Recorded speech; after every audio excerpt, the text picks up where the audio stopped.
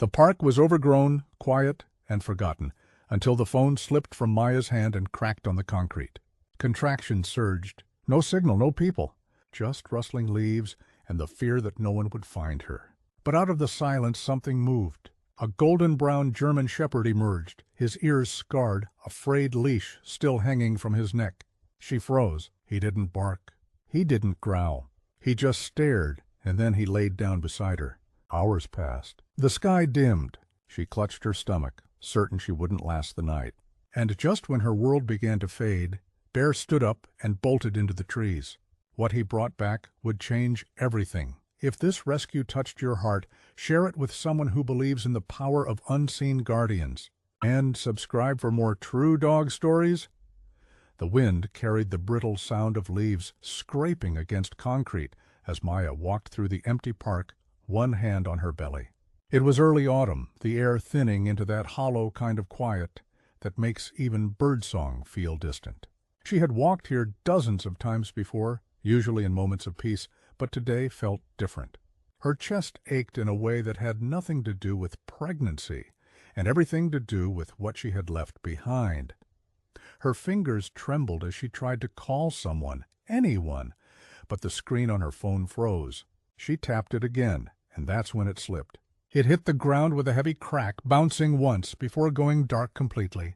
Maya knelt slowly to retrieve it, only for a sharp pain to ripple across her stomach. Her hands shot out to brace herself against the cold pavement. It had started. She had ignored the early signs. The cramping, the slight pressure. She was only 34 weeks. There was time, wasn't there? But now, here in an empty, overgrown corner of the park, that illusion shattered as quickly as her phone screen. Panic rose in her throat as she sat heavily on a low concrete step, gasping through the sudden tightening in her abdomen. The world narrowed to that one stretch of cracked pavement, surrounded by rusted playground frames and brown-spotted grass. Her jacket was too thin. Her breathing came in short, uneven bursts. The last thing she remembered eating was a granola bar sometime yesterday. Maya clutched her stomach and tried not to cry. She couldn't afford tears, not now. Not with no one around and nothing left to help her. Another wave came, stronger this time. Her body doubled over as she screamed into the empty air. She felt something shift. Her back leaned against a nearby bench, its paint peeling beneath her touch. She slid down until she was nearly sitting on the cold concrete path. No cars passed, no footsteps echoed. Only wind and the sound of distant trees rustling, like the world had turned its back. That was when she heard it. A faint shuffle. Leaves crunching. Something, or someone, was moving. She held her breath, the fear of being vulnerable growing heavier than the pain. If it was a person, would they help? If it was something else, would she be able to fend it off in her state?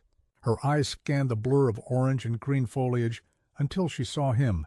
A German shepherd stood just beyond the trees, golden brown, his coat dusty and uneven, with one ear bent, as if it had been torn and never fully healed. A long, frayed leash dragged behind him, the clip clinking softly as he stepped forward. He was thin but solid, alert but not aggressive. His eyes locked onto hers with an eerie steadiness. Maya didn't move. Couldn't. Her breath caught. He didn't growl or bark. He just stood there, head tilted slightly to the side, as if reading her. Then, without a sound, he walked toward her, slowly, deliberately, and lay down just inches from her side. She didn't know why she wasn't afraid. Maybe it was the exhaustion.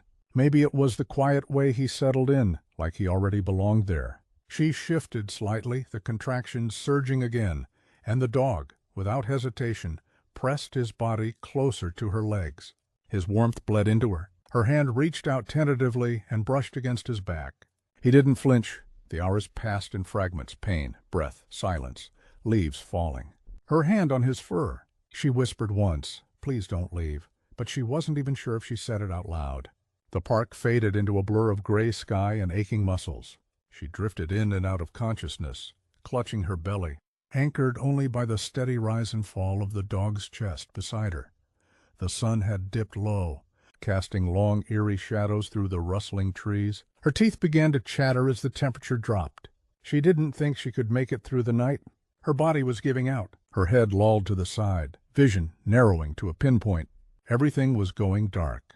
That's when Bear stood. Without warning, the dog rose, ears twitching, nose in the air. He turned once to look at her, one long, loaded glance, and then bolted into the brush, paws kicking up dust and leaves behind him. Maya tried to call after him, but her voice was gone, and for the first time since she arrived, she was truly alone. Bear ran like he had done it 1,000 times before, weaving through brush and broken paths as if he knew exactly where to go. The frayed leash snagged on thorns, catching against low branches, but he didn't stop.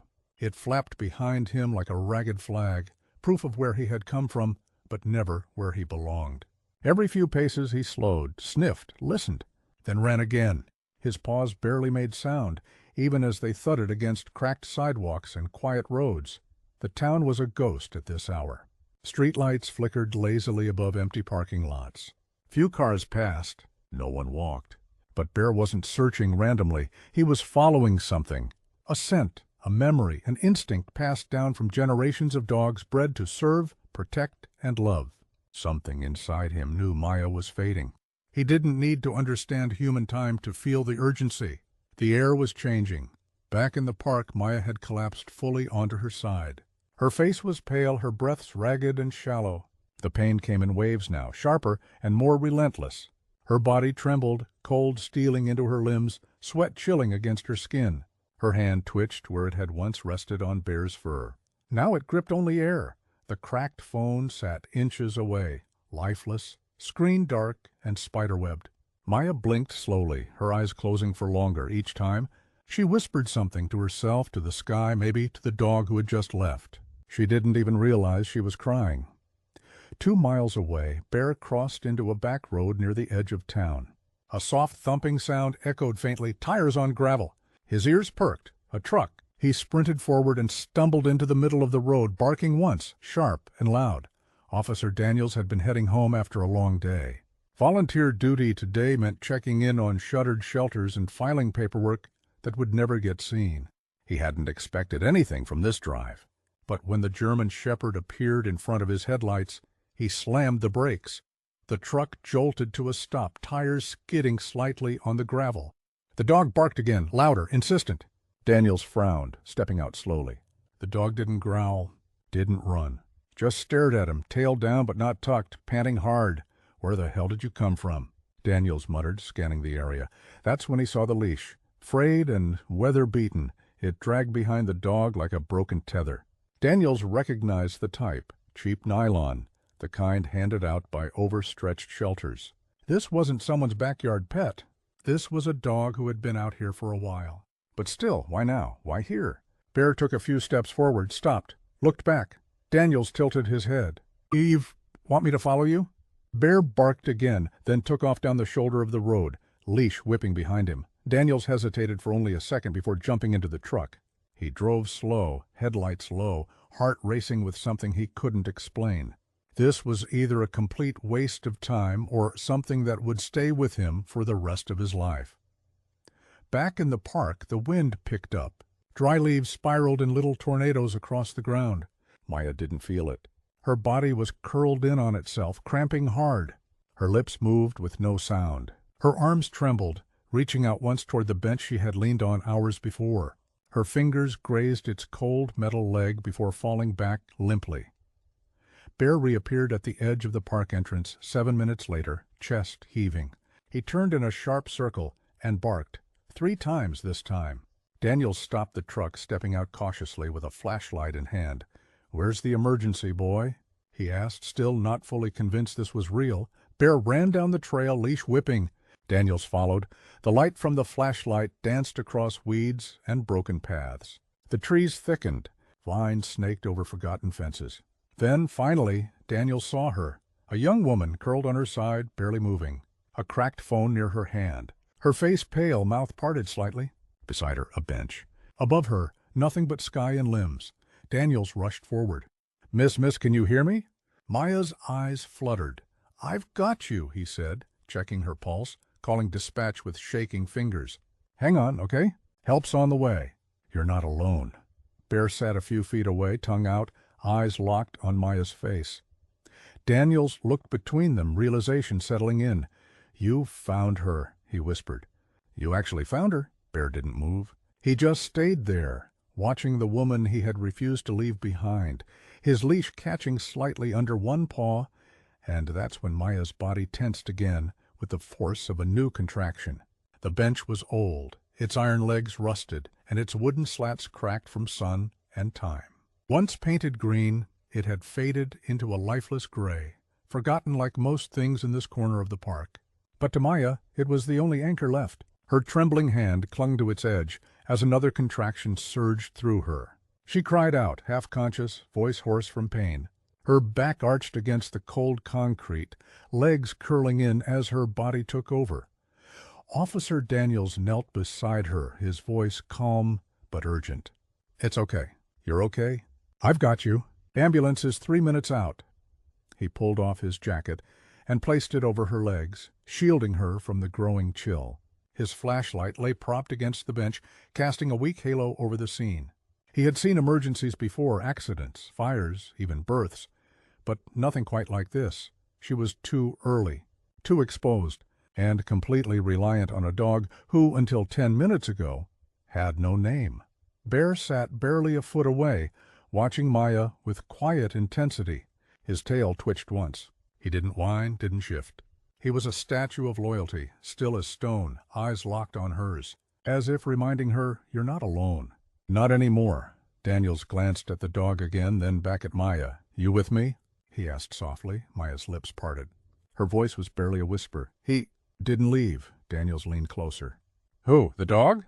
She nodded, a tear slipping down her cheek. "He stayed." Daniels didn't say anything right away. He just reached for her hand, wrapping it in his. "So will I." Another contraction hit, sharper than before. Maya's scream echoed through the empty trees. Her grip tightened on Daniels' hand until her knuckles turned white. She tried to sit up, then collapsed back against the bench, sobbing. Bear moved then, just a step closer. He lowered his body until his side rested against Maya's hip, his warmth pressing into her. She felt it, even in her pain. She felt the weight of him, the presence that had not wavered. Her hand slipped off the bench and landed in his fur. Daniels kept speaking, low, steady words she couldn't fully hear. He radioed the incoming medics with updates, active contractions, patient semi-coherent, possible hypothermia. His hands were steady, but his chest tightened with each cry that left her lips. He had children. He had seen his wife in labor, but not like this. Not in a forgotten park with a cracked phone, a rusted bench, and a dog acting as midwife. The sirens came distant at first, then grew closer, urgent and sharp against the silence. Blue and red lights flickered through the trees, scattering shadows across the dirt path. Bear stood suddenly and barked once, loud, clear. A signal. The EMTs rushed in moments later with a stretcher and blankets. Daniels stepped back to give them space, but Bear didn't move. One of the medics paused, staring at the dog. "Is he—" "He found her," Daniels said simply. "She wouldn't be alive without him." They worked quickly, lifting Maya onto the stretcher, wrapping her tightly, checking vitals, preparing for transport. Her eyes fluttered open as they strapped her in. She turned her head. "Bear," she whispered. Daniels knelt beside her. "That his name?" She nodded weakly. He looked over his shoulder. Bear was standing just beyond the stretcher, leash dragging behind him, paws planted in the earth, as if waiting for permission. Maya reached out a trembling hand. "Don't leave him." Daniels didn't hesitate. He grabbed the frayed leash, looped it gently, and led Bear toward the ambulance. The medic hesitated. "We can't—" "She won't go without him," Daniels said firmly. "And I'm not separating them." "Not after this." They made space. Bear jumped in, surprisingly calm. He laid at Maya's feet without needing instruction. She felt his breath against her ankles. Her eyes closed as the door shut and the siren wailed back to life. Daniels stood alone beside the faded bench. He looked down. There, pressed into the dirt where Maya had laid, were paw prints and the outline of her body. A story written in mud and pain and loyalty. He reached for his phone and snapped a photo, not for records, not for evidence, but because some moments demand to be remembered. And then he turned, following the flashing lights down the path, back toward the town, toward a hospital that was about to meet a woman who gave birth because a dog chose not to walk away. The hospital corridor was long and pale, with walls the color of clouded glass.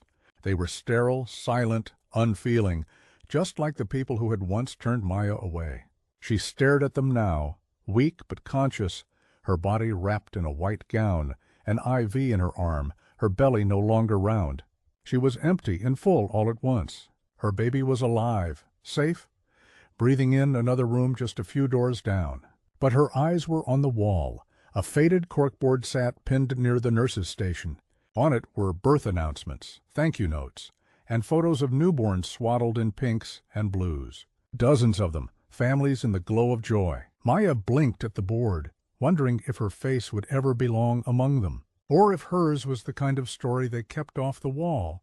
Footsteps echoed down the hall. Daniels appeared with a paper coffee cup in one hand and Bear trotting quietly beside him. Leash loose, but unneeded. The dog walked with purpose, as if he had been here before. The linoleum floor clicked under his nails. Nurses looked up, startled, then nodded once. By now word had spread. Daniels knocked lightly on the doorframe. "She's stable," he said gently, stepping into the room. "Your baby's in the NICU, but she's strong, breathing on her own." Maya turned slowly toward him. Her lips moved, dry and cracked. "She?" he smiled. "A little girl, just over 4 pounds. They say she's a fighter." Maya exhaled like she had been holding her breath for days. Her hands reached instinctively toward the side of the bed. "Bear?" The dog stepped forward at the sound of her voice, climbing halfway onto the mattress before curling into her side. Maya's fingers disappeared into his fur like they were made for that place. "I don't know what to say," she whispered. He saved me." Daniels nodded but didn't speak. He just pulled up a chair and sat beside them, sipping from the coffee. His eyes flicked briefly to the wall outside the room. He had spent years walking past it without noticing. Today it felt important. After a long silence, Maya turned her head. "Do you know where he came from?" Daniels hesitated, then reached into his coat and pulled out a small, laminated tag. Not officially, but the microchip was still active. He held it up for her to see. "A number, a shelter code. A name, Ranger." "That's what they called him," Daniels said.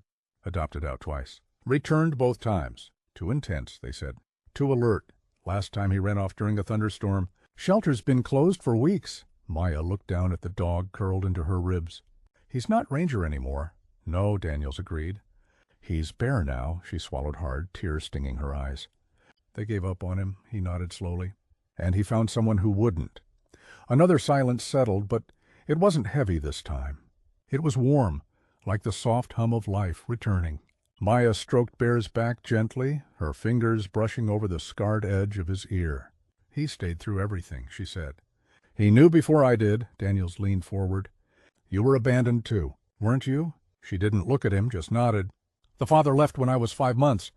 Said he wasn't ready. Said I was making it all too real." Daniels sighed through his nose. "Some men don't deserve what they're given." Maya's gaze drifted back toward the corkboard outside. "Do you think they'd let me add a photo to the wall?" She nodded. "Me and her. Maybe Bear, too. I think you've more than earned it." Bear shifted in his sleep, one paw draped over Maya's thigh. For the first time in days she smiled. "I don't know what comes next," she admitted.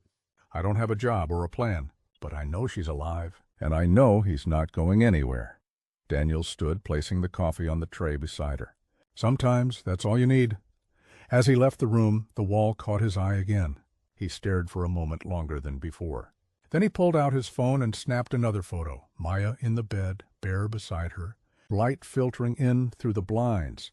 Not all stories made the front page. Some just made the wall.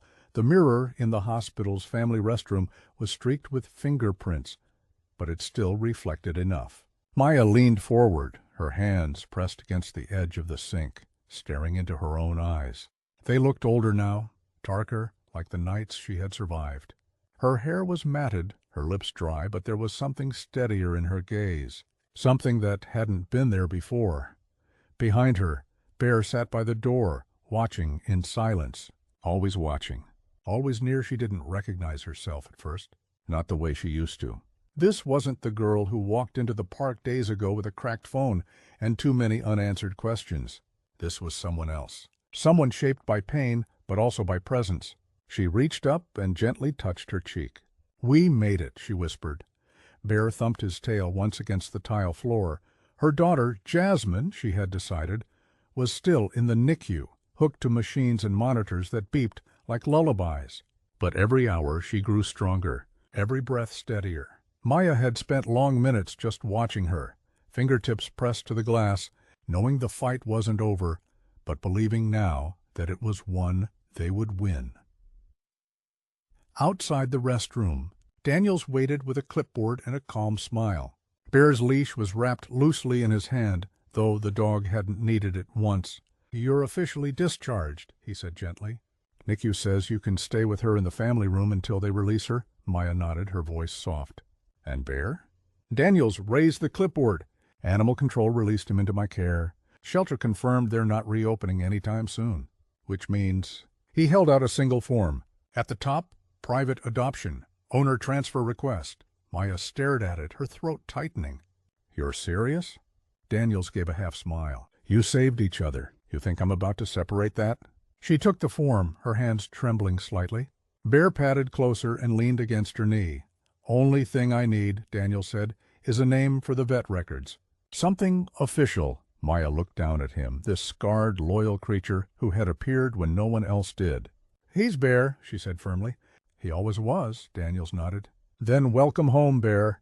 Signing the form felt heavier than it should have. Not because of fear, but because it made things real. A permanent bond, acknowledged on paper, backed by law. Bear was hers, and she was his. Later that evening, with Jasmine still resting behind the glass, Maya sat in the hospital's quiet room, just her and Bear. A nurse had brought in a blanket and a folding cot. Bear curled at her feet, resting his head on her shoe. The window beside them reflected their shapes in the dark, a mother, a daughter behind glass, and a dog who had refused to leave. She turned toward the glass and whispered, "You'll never be alone. I promise." The next morning, a volunteer photographer came to capture NICU families for a donation campaign. Maya almost refused. She hadn't showered. She was in a borrowed sweater. Her eyes were rimmed with sleepless nights. But then she thought of the hospital wall, the one with the photos and the memories, the smiles and names. She thought of Daniels and the bench and the mirror. She thought of Bear, and she said yes. They posed by the NICU window. Jasmine swaddled and resting peacefully, Maya holding her gently, Bear sitting upright at her side. His ears perked, his scar visible. His leash gone, the photographer clicked once, then again. "Do you have a quote you'd like to go with it?" she asked gently. Maya paused, looked down at Bear, then up at her daughter. She was not truly alone, Maya said quietly. And neither was he. The photographer smiled. "Beautiful." Click. Later that photo would hang on the hospital wall just to the right of the corkboard. Nurses would point to it when telling stories of miracles and guardians. And somewhere in town, on a quieter street, Maya would push a stroller while Bear walked beside her. No leash, no hesitation, no fear. The park bench would still be there, the cracked phone long forgotten. But the story? The story would live wherever love refused to leave. If this rescue moved you, share it with someone who believes in second chances. Subscribe for more true dog stories that prove loyalty still exists.